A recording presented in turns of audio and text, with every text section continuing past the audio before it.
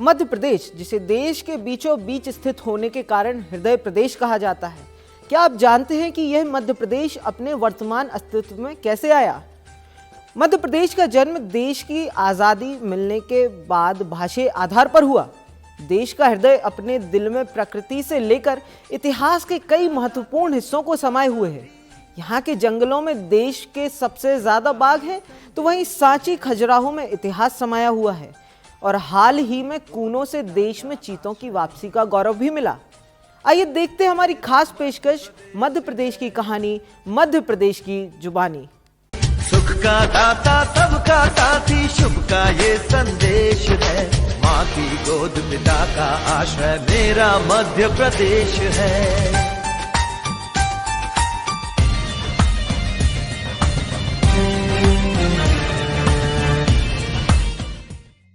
मैं मध्य प्रदेश, देश का दिल, प्राकृतिक क्षेत्रों से लेकर इतिहास के कई महत्वपूर्ण हिस्सों को समेटे हुए आज मैं इस मुकाम पर पहुंचा हूं। अपने गठन से लेकर आज तक मेरी यात्रा रोचक और अनूठी रही। मैं इतिहास से लेकर अब तक हर छोटी बड़ी घटना का साक्षी हूं। आज मैं आपको लेकर चलता हूं अपने अतीत की ओर।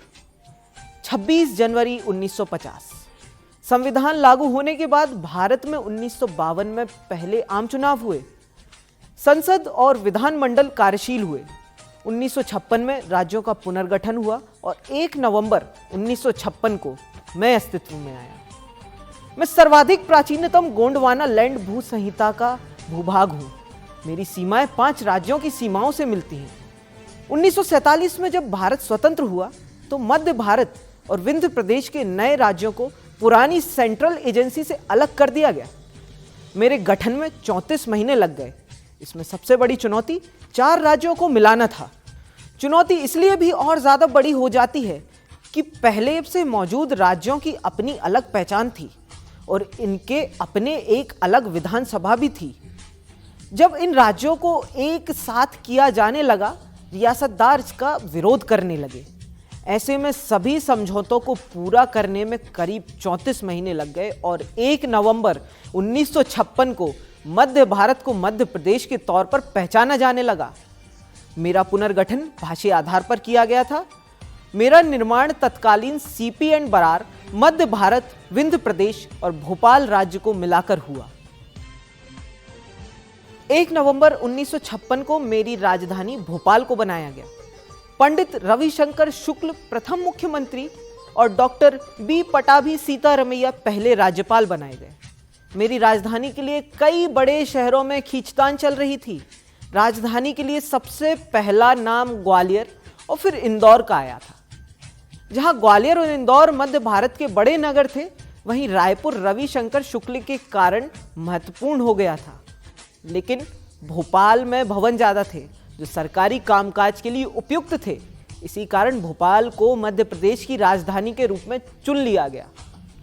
भोपाल के नवाब तो भारत से संबंध ही नहीं रखना चाहते थे।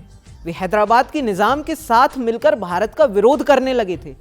लेकिन देश के हृदय स्थल में राष्ट्र विरोधी गतिविधियों को रोकने के लिए भोपाल को ही मेरी राजधानी बनाने का फैसला किया गया। मेरे गठन के समय कुल जिलों की संख्या 43 थी, जो आज 53 हो गई है। 1 नवंबर 1956 को जब मेरा गठन हुआ, उस समय अमावस्या की रात थी। माना गया कि अशुभ दिन शपथ के लिए चुना गया। इसी के कारण 2 महीने बाद 31 दिसंबर 1956 को पहले मुख्यमंत्री रविशंकर शुक्ल चल बसे। यह दिवाली उनकी आखिरी दिवाली बन गई। दूसरे मुख्यमंत्री कैलाश नाथ काटजू सीएम रहते हुए चुनाव हार गए, तो वहीं तीसरे मुख्यमंत्री भगवंत राव मंडलोई एक ही साल में मुख्यमंत्री के बंगले में रह पाए और उन्हें सीएम की कुर्सी खाली करनी पड़ी। 1 नवंबर 1956 को मध्य प्रदेश बनने के बाद मध्य प्रदेश विधानसभा का अपने वर्तमान स्वरूप में पुनर्गठन हुआ। इस पुनर्गठन में विंध्य प्रदेश, मध्य भारत, महाकौशल और भोपाल राज्य की विधानसभाओं का विलय हुआ। इन विधानसभाओं का एकीकरण होते ही इन चारों विधानसभाओं के सदस्य अपने आप ही मध्य प्रदेश की नई और पहली विधानसभा के सदस्य बन गए और राज्य के पुनर्गठन के कुछ पहले सितंबर 1956 में ही एकीकृत विधानसभा के लिए भवन के लिए भोपाल की एक खूबसूरत इमारत मिंटो हॉल का चुनाव कर लिया गया था। जो 1996 तक मध्य प्रदेश की सर्वोच्च पंचायत बनी रही। राजनीतिक उठापटक और खींचतान ने मेरे विकास को बहुत प्रभावित किया, लेकिन धीरे धीरे मैं चलता रहा और आज इस मुकाम तक पहुंच पाया हूं कि मेरी गिनती दुनिया के एक अच्छे राज्य के तौर पर होती है। हालांकि मेरा सफर अभी जारी है। शिकायतों का पिटारा कहूं या ख्वाहिशों की तिजोरी, मेहनत कर आगे बढ़ने की आरजू के लिए जो मिला वो कम नहीं, लेकिन जो बचा वो भी कम नहीं। बस चला जा रहा हूं इतिहास के गौरव को समेटे। आंखों में सपने लिए मैं मध्य प्रदेश हूं और अब आपसे विदा लेता हूं।